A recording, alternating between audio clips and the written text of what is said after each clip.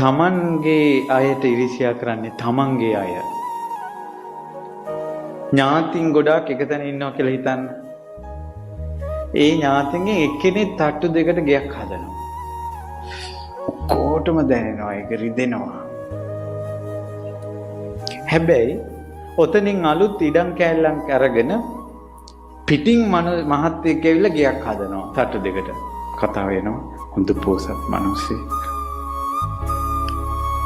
කෝටිපති. මෙහිට මාවන් ඉතින් ඉඩම් ගන්න. ඒකට මොකද දිරිසියා නැහැ. තමන්ගේ එකෙක් හැදුවොත් ඕක ඉස්සර හිටියේ කොහොමද?